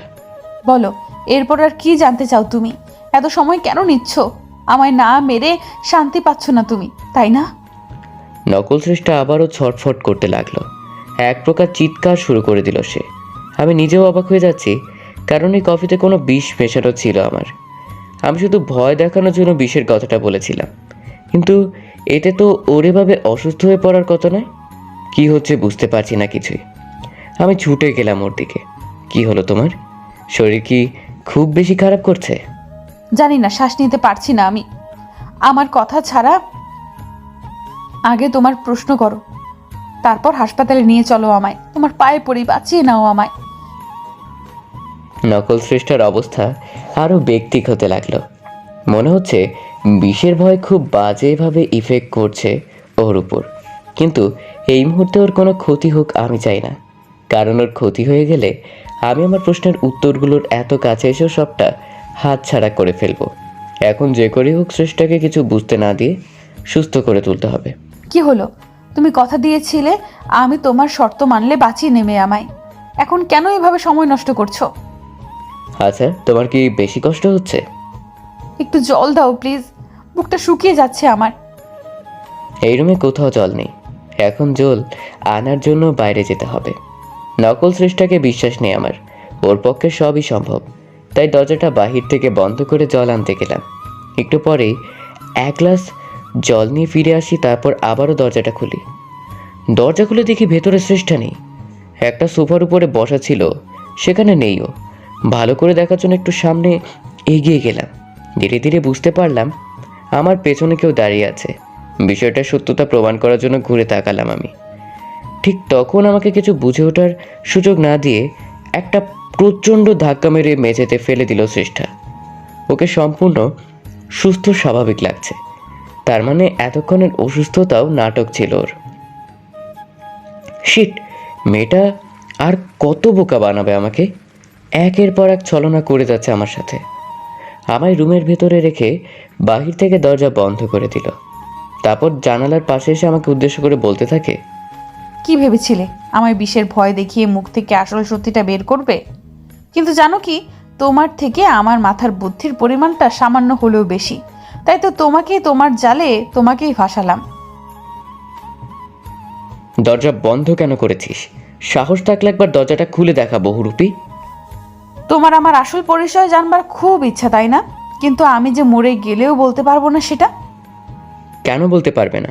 তুমি কি ভাবছো সব কিছু জানার পরেও আমি সংসার করব তোমার সাথে? তুমি কি সংসার করবে আমার সাথে? আমি তো তোমাকে আর সেই সুযোগটাই দেব না। জানো, আমি কিন্তু তোমার কোনো ক্ষতি করিনি। আমি সত্যিই চেয়েছিলাম শ্রেষ্ঠা হয়ে তোমার সাথে সংসার করতে, কিন্তু তোমার দুর্ভাগ্য, মৃত্যু যে বারবার আহ্বান করছে তোমায়, তাই আমার পেছনে লেগে নিজের সর্বনাশ নিজেই ডেকে আনলে। তুমি কি বলছো এসব? এত বড় একটা অন্যায় করে আবার সেটা বড় গলা স্বীকার করছো? দেখো, আমার কোনো ইচ্ছে নেই তোমাকে মারার। এখন যখন তুমি আমার আসল পরিচয় জেনেই গেছো, আমি জানি তুমি সব জানার পরে আর সংসার করবে না আমার সাথে। এখন তোমাকে বাঁচিয়ে রাখার মানে নিজের সর্বনাশ করা। আমি তোমার ধাওয়া খেয়ে পালিয়ে পালিয়ে বাঁচতে পারবো না, তাই একটু কষ্ট করে তোমাকেই সরে যেতে হবে আমার রাস্তা থেকে। মানে কি করতে চাইছো তুমি? কি আর করব, আমার হাতে যে দিয়াশলাই বক্সটা দেখতে পাচ্ছ আর এই কেরোসিন বটলটা, একটু পরে এই ঘরে দাউ দাউ করে আগুন জ্বলে উঠবে, আর সেই আগুনে পুড়ে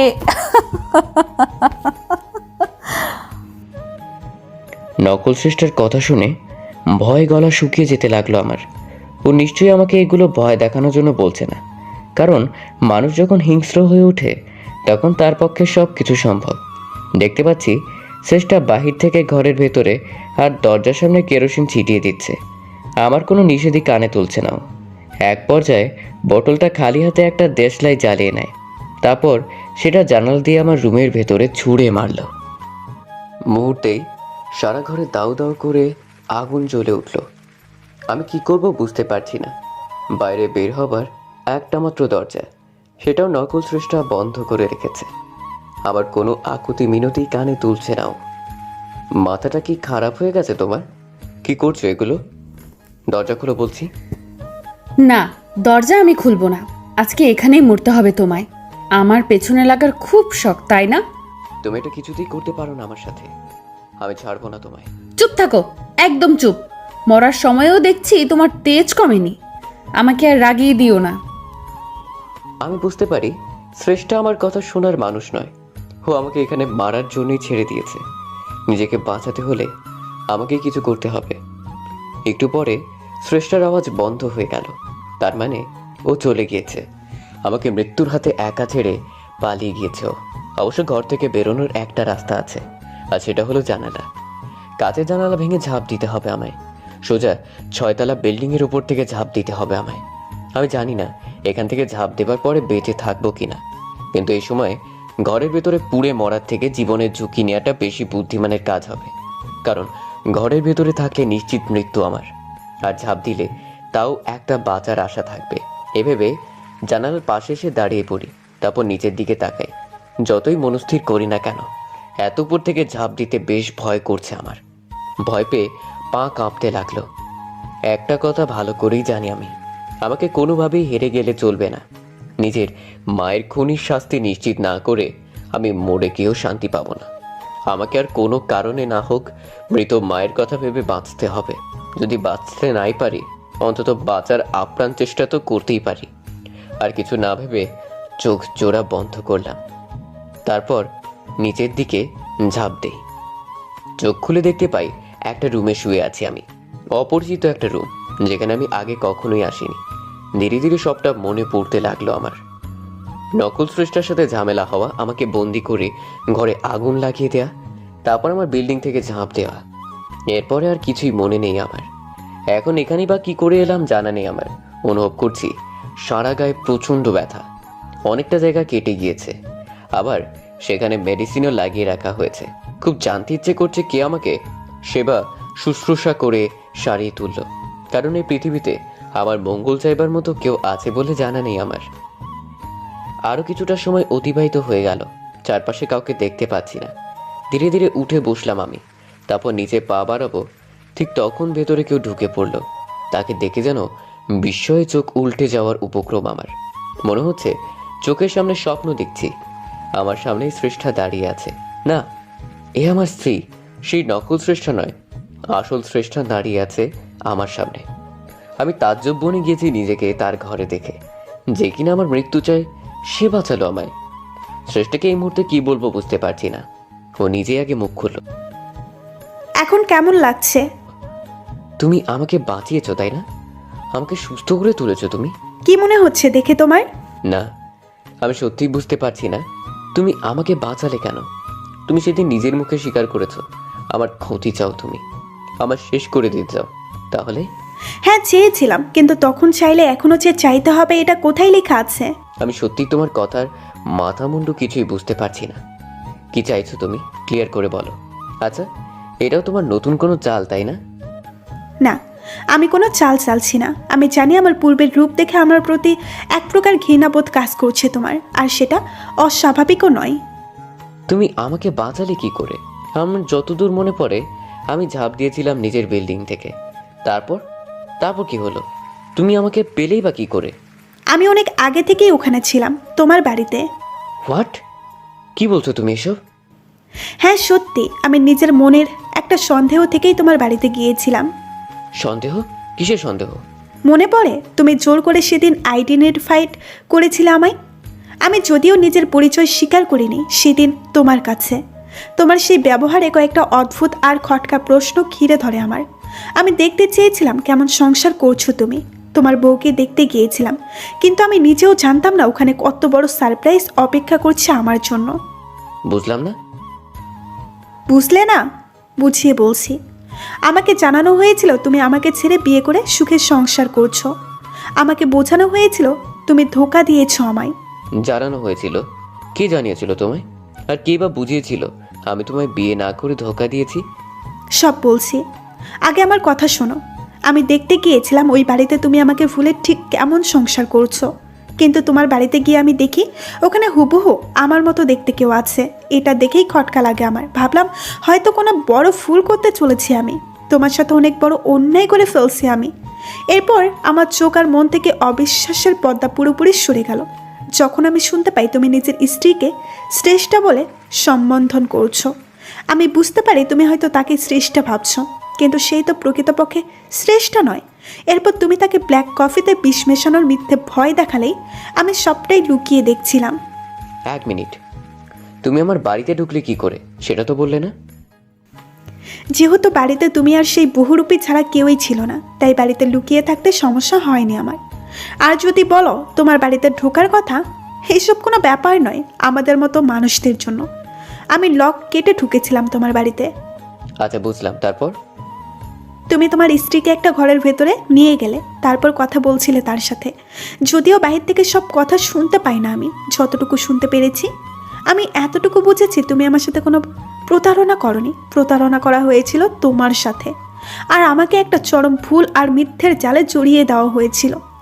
এক পর্যায়ে তোমার স্ত্রী ঘরের ভেতরে দরজা বন্ধ করে আগুন লাগিয়ে দেয়, যাতে সে সবার অগোচরে তোমাকে খুন করতে পারে। কিন্তু আমি সেটা কি করে হতে দিতে পারি? তোমার স্ত্রী চলে যাবার পরে যখন ভাবলাম তোমাকে বাঁচাবো আমি, কিন্তু তুমি আমাকে সেই সুযোগ না দিয়ে জানালা ভেঙে ঝাঁপ দিলে। আমি এটা দেখে দ্রুত নিচে চলে যাই, তারপর তোমাকে সেভ করি। ভাগ্যিস তুমি একটা বড় ডাস্ট গ্রুপের উপর পড়েছিলে, তাই তেমন বড় কোনো ক্ষতি হয়নি তোমার। আমি সবাইকে বুঝিয়ে তোমায় অজ্ঞান অবস্থায় হসপিটালে নিয়ে যাই, তারপর সেখান থেকে আমার বাড়িতে। শ্রেষ্ঠার কথাগুলো শুনে সবটা পরিষ্কার না হলেও এইটুকু বুঝতে পারলাম ও ইচ্ছে করে এমন খারাপ পথে আসেনি। আমার প্রতি ওর আক্রোশের অন্য কারো হাত নয়। আর শুধু হাত নয়, সে এমন কিছু করেছিল যাতে শ্রেষ্ঠা আরও বেশি হিংস্র হয়ে ওঠে। হিতাহিত জ্ঞান শূন্য করে দেওয়া হয়েছিল শ্রেষ্ঠাকে। তুমি তো এত কিছুই বললে, এখন পর্যন্ত এটা বললে না আমার প্রতি তোমার মনে বিষ কে ভরেছে, কে ভুল বুঝিয়েছে তোমায়? শুনতে চাও তার নাম? অবশ্য তুমি হয়তো আন্দাজ করতে পারছো। খুব একটা অবাক হবে না শুনলে, কারণ সে আর কেউ নয়, তোমার নিজের বাবা। তোমার বাবার জন্যই আজ আমার এই দুর্দশা। তবে আমি নিজেও বুঝতে পারি না, সে তো তোমার নিজের বাবা, তাহলে তোমাকে শেষ করে কি লাভ তার? কোনো বাবা নিজের সন্তানের সাথে এটা দুঃস্বপ্নেও করতে পারে? এই প্রশ্নের উত্তর আমার মাথায় ঘুরপাক খাচ্ছে সবসময়ের জন্য শ্রেষ্ঠা। আর আমি এটাও জানি এতটা পথ পর্যন্ত যখন আসতে পেরেছি, বাকি পথটাও ঠিক পার করতে পারবো। কিন্তু তুমি আমায় এটা বলো, তোমার সাথে তো বিয়ে ঠিক হয়েছিল আমার, তাহলে তুমি আমার থেকে দূরে সরে গেলে কি করে? আর আমাদের মাঝখানে তৃতীয় ব্যক্তি হয়ে এই নকল শ্রেষ্ঠা চলে আসলো কি করে? তোমার এত প্রশ্নের উত্তর তো আমি নিজেও জানি না, তবে আমি যতটুকু জানি তাই বলছি। আমাদের যেদিন বিয়ে হবার কথা ছিল, দিনটা ছিল শুক্রবার, তখন বিকেল। আমাদের বিয়ে সন্ধ্যাবেলা। আমি পার্লারে যাই সাজগোজ করার জন্য। ওখানে সাজগোজ করতে বেশ খানিকটা সময় লেগে গেল আমার। তুমি বারবার ফোন করছিলে আমায়, আমি যাতে যত দ্রুত সম্ভব চলে আসি। এর কিছুক্ষণ পর তোমার আরও একটা ফোন কল আসে। কি গো, কি হয়েছে তোমার? না, আর একটু লেট হবে। হ্যাঁ, একটা কাজ করো, তুমি বরং আরাম করে সাজতে থাকো, তারপর সকালের দিকে আসলেও চলবে। এতটা তাড়াহুড়ো কেন করছেন? এই তো হয়ে যাবে একটু পরে। তাছাড়া এখন হাতেও অনেকটা সময় আছে। আচ্ছা, তুমি তাড়াতাড়ি কাজ ছেড়ে নিচে এসে দাঁড়াও, আমি আমার একজন পরিচিত লোক পাঠিয়ে দিচ্ছি, উনি ড্রাইভ করে নিয়ে আসবে তোমায়। ঠিক আছে? আমিও তোমার কথা অনুসারে তাড়াতাড়ি নিজের কাজ সেরে গ্রাউন্ড ফ্লোরে নামি। গ্রাউন্ড ফ্লোরে নেমেই একটা গাড়ি দেখতে পাই। গাড়ির সামনে ড্রাইভার দাঁড়িয়েছিল। আমাকে দেখে সে একটা মুচকি হাসি দিল। আমি খানিকটা অবাকের সাথে বিব্রত হই। আপনি মিস শ্রেষ্ঠা, তাই তো? হ্যাঁ, কিন্তু আপনি আমায় চিনলেন কি করে? সৌহার্দ্য স্যারের ফোনে আপনার ফটো দেখেছি, উনিই পাঠিয়েছেন আমায় আপনাকে নিয়ে যেতে। ও আচ্ছা, আপনি সেই ড্রাইভার, তাই তো? জি ম্যাডাম।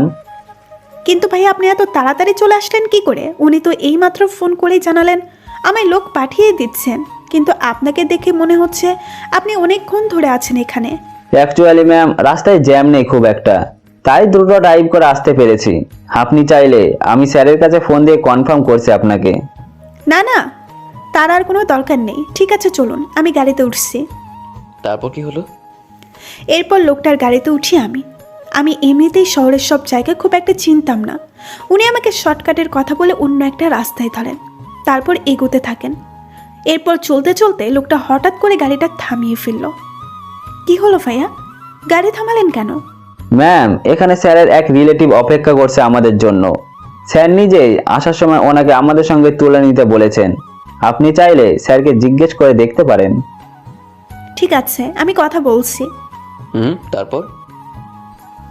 তারপর একটা অপরিচিত লোক এসে গাড়িতে উঠলো। আমার পাশের সিটেই বসলো সে। আমি খানিকটা ইতস্তত বোধ করি। লোকটা গাড়িতে ওঠার সময় বেশ ভালো ব্যবহার করে আমার সাথে, কিন্তু গাড়ির ভেতরে আসার পরে তার স্বভাব প্রকৃতি যেন পাল্টে গেছে একেবারে। তার মতিগতি একদম ভালো লাগছিল না আমার। একবার ভাবলাম ফোন করে তোমায় জিজ্ঞেস করব। এমনিতে তখন প্রায় সন্ধ্যা হয়ে এসেছে, এমনিতেই অনেকটা লেট করে ফেলছিলাম। আমি ফোনটা হাতে নিয়ে নম্বর ডায়াল করতে যাব, ঠিক তখনই লোকটা আমার থেকে ফোনটা টান মেরে কেড়ে নিল। এ কি হলো?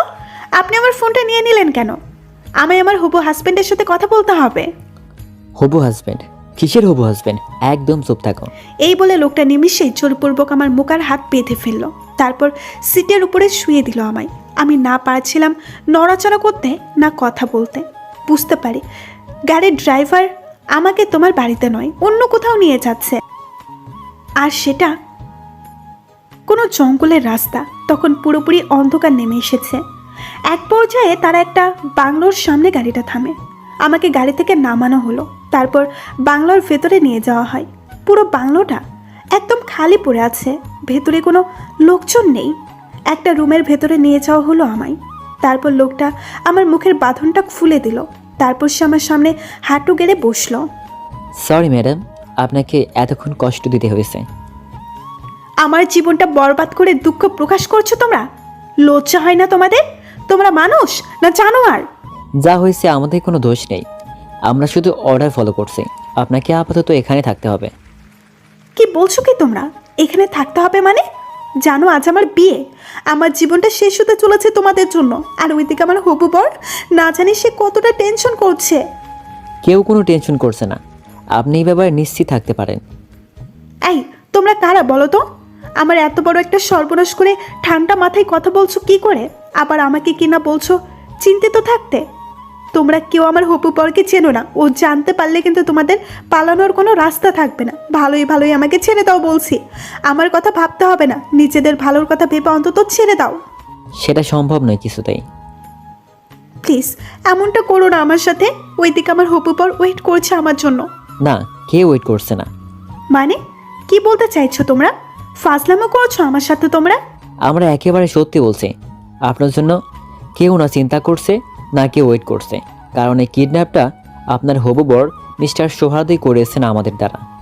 আমি মরে গেলেও বিশ্বাস করি না এটা। সুহাদ তো আমাকে কিডন্যাপ কেন করাতে যাবে?